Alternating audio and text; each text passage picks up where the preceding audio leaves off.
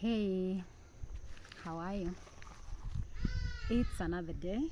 I hope you've had yourself a good day, like I have. I want to go a step further into what we were talking about yesterday. Yesterday, we were all joblessness and what it means. Today, I want to speak on loss. And yes, it's loss on the background of losing a job. But one thing I think I've learned over time is that loss is loss. There isn't an easy loss. Whether you've lost a loved one, whether you've lost a friend, whether you've lost a job, loss is loss. And the process of going through loss is the same.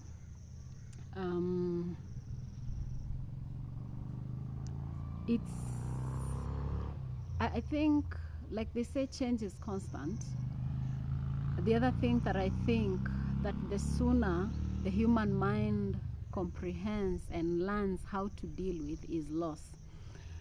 Because as we grow up, each and every day of our lives, we encounter different type of losses. The only difference is the magnitude or even the effect that it has on us. But loss will at times sweep you off your feet, sometimes numb you, sometimes steal you from you, like you're just a walking shell, you don't know anything, you're just there. And such is loss.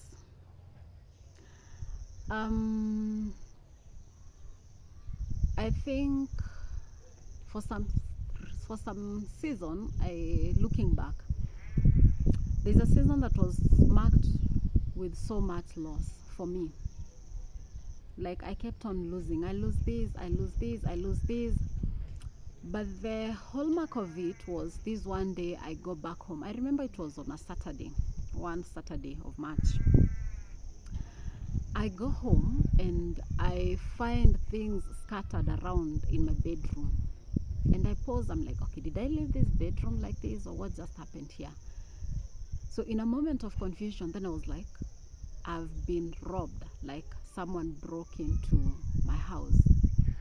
So I went around and I'm like, oh, the doors are locked. How did it happen? Then I noticed a place where the thief had gotten in through. And I started searching what had been stolen, and all my work items were missing. My 2 laptops, my camera, everything work related had gone.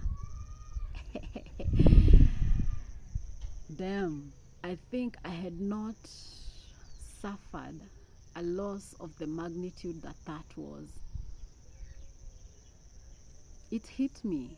It hit me because you see, when you are in the field of the work that I do, professionally I'm a journalist, and at that time I was working in an institution where I was like the store, like we used to go for the field activities. I'll store and archive all that data, and for some very silly reason, I don't know, that reminds me, I was laughing at another guy who lost his footage for a wedding he had covered.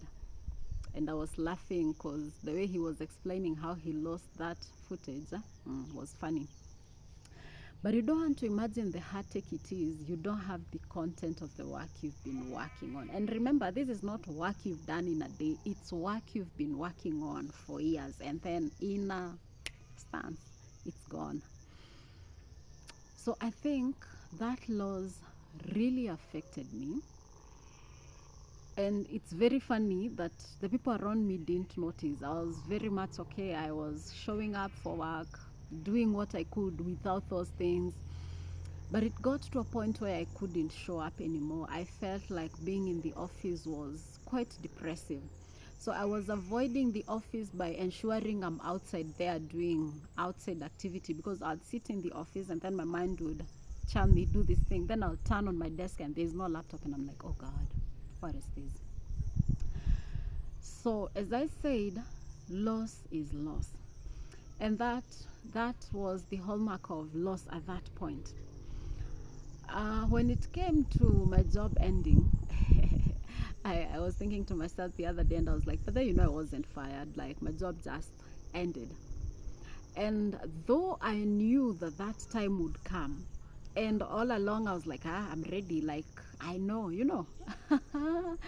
until it happened, and it dawned on me like, chick, you had not paused to process or to think through what this means.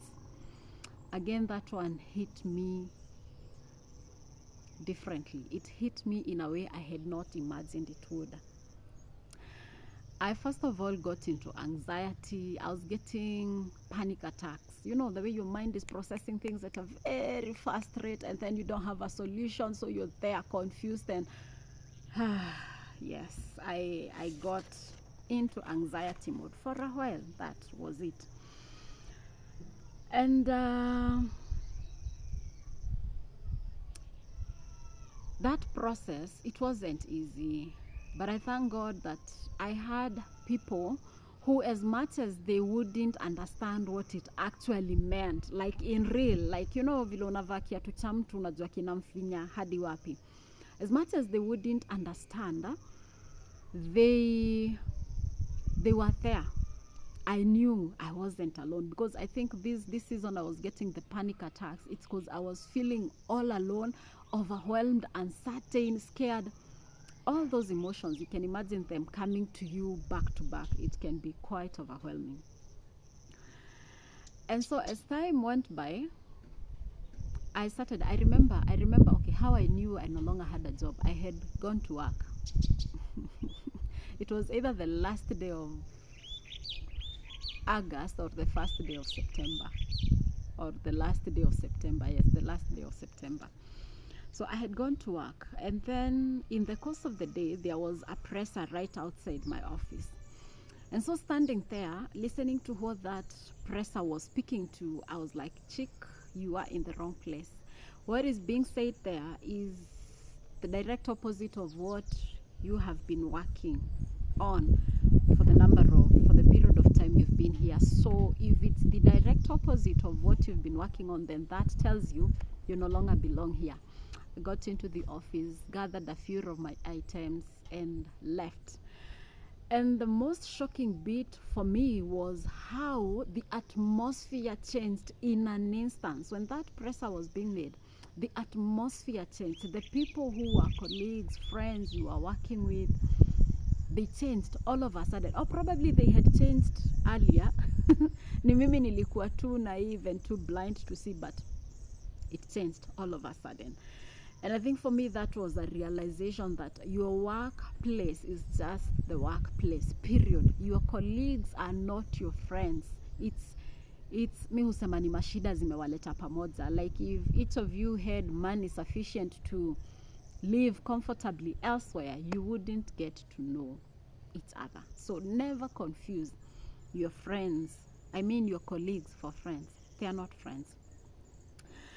So looking back at that season of loss and how it all affected me, I realized that grief is grief because I had gone through some other form of grief earlier, which by the way I never processed. Me and Ulem say I hide behind stuff. Like when shit goes down, I don't know whether it's cowardice or no, it's a coping mechanism. Like I prefer just rolling with life, keeping on with life.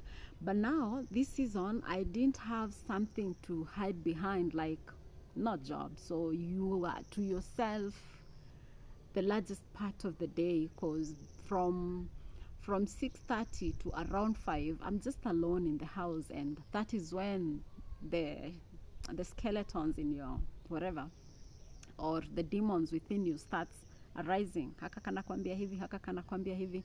So really it requires a mental strength that is so huge to go through that season. And I realized the process of loss. I had noted it down. I don't know whether I'll be able to pick it out. But the first thing that happened to me was, at first I was in denial. Ile utaki kukubali, you still showing up. Me, I didn't used to show up in the office because you see the atmosphere has changed. Your friends are acting kind of funny, so it's no longer welcoming. So my denial didn't lead me to going back to the office, but my denial led me to still waking up, showing up at 8 a.m. at a particular place. Like I had thought, I'll just pick the pieces and move on. But it wasn't that easy. So when the denial phase ended, I got into anger. You know, you're angry with people, you're like, that was unfair, especially when you've given your best in something.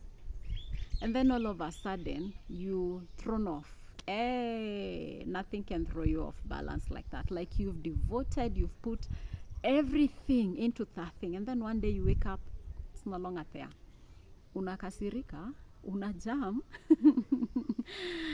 And your anger, you will either get angry with either your bosses, either your colleagues, or you just get angry, or you even get angry at yourself. When it's say a loss of a loved one, you're angry with yourself because you feel like you didn't do enough, like there was something else you could have done to help your loved one, to ensure that they don't either die or go through what they went through. So anger, when anger starts sliding off pole pole, you get into the bargaining phase, like probably ningefanya hivi, it would have been different. You know, you're trying to make the situation more suitable to yourself or more appealing. But this stage you're starting to make peace with the reality, like, okay, ishakuwa. So you, all that bargaining, like trying to think of all the possible things you would have done, or all the possible things that would have happened. As you shift from bargaining, ka depression kana kugonga. Depression. And depression is sad. I always say I lost a friend to depression, and it's a depression that was built up from a job loss. You lose your job, you're not able to navigate these stages, or you lie to yourself and those around you that you've navigated the stages and you're okay. Kumbe, slowly by slowly, you're sinking into depression. By the time people are noticing you're not okay, it's too late. There's nothing much they can do. And it was quite sad because unfortunately it leaves you with the thoughts of, is there anything I could have done? Could I have helped? Could I have salvaged the situation? Sometimes it's very sad. The other day there was this story of a lady who committed suicide. Like, she had job hunted for so long and nothing was coming by, and she got to the end of it, committed suicide.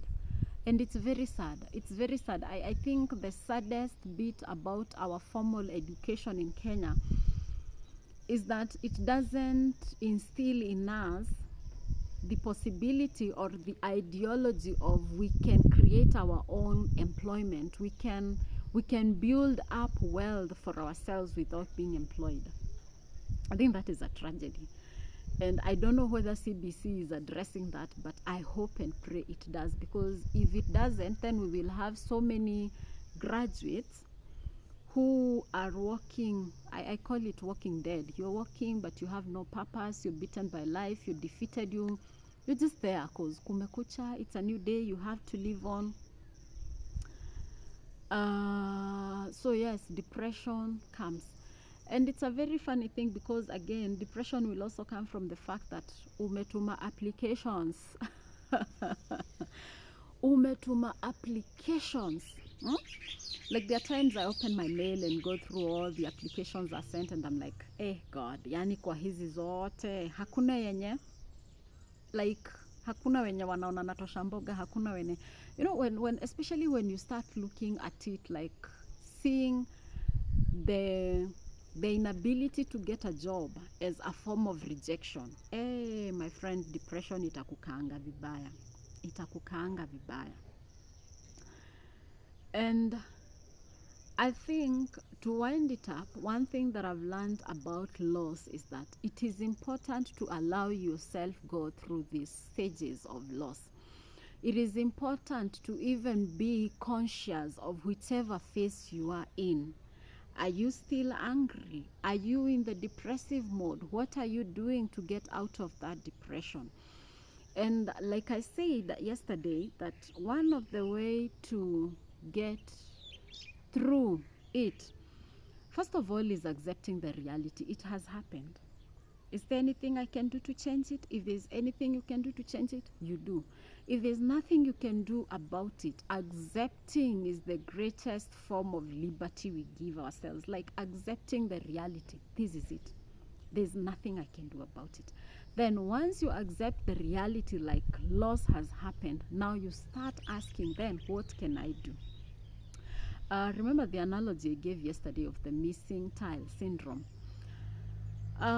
We can spend years crying over what we have lost, or we can cherish the memories that we had with what is no longer there. We can cherish the impact we made. Let me tell you one thing that makes me happy. I interact with the documents from the place I formerly worked, and I see things I did and I'm like, wow, I'm so proud of this, like it happened. I was actually talking to a former colleague about a program we were running, and saying, I don't want to imagine all the work we did went to waste. And she was like, no, it didn't go to waste. Actually, that program that had been rolled out that you guys were working on is what is being adapted nationwide. And I was like, wow, we were miles ahead. We had seen ahead.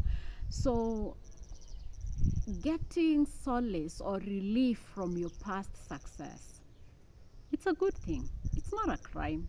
It's not a crime looking back and saying, I was part of that. I was part of that. But even as we are looking back and appreciating the journeys that we have walked in the past, then we need to still know that if we did that back then, what we used to do with that is still in us. And so we can still make impact. We can still make progress. All I'm saying is, don't wallow yourself in misery. Don't try looking for solace in other things. Like I remember a friend who was telling me of her friend who had lost a job and all she could do was lock herself in the bedroom and indulge in alcohol. My friend, alcohol doesn't change anything. All it does is it numbs your emotions. It numbs your feelings. So you're no longer feeling the anger, the bitterness, the depression. You're no longer feeling it. But when you sober up, the realities are still there, waiting for you to process. So my parting shot is, let us learn to process loss when it comes our way, and let us seek if there is anything positive that can come from our loss. If there is anything positive that can come from our loss, maybe it's cherishing that which you have. It's being intentional about spending more time with the people that you have around. It's being intentional about putting your best out there. Let us do that. All is not lost, by the way. We will encounter loss after loss, but all is not lost. For as long as you are alive, for as long as you have the breath of God in you, tomorrow is a new day, and tomorrow must be better than today. Adios.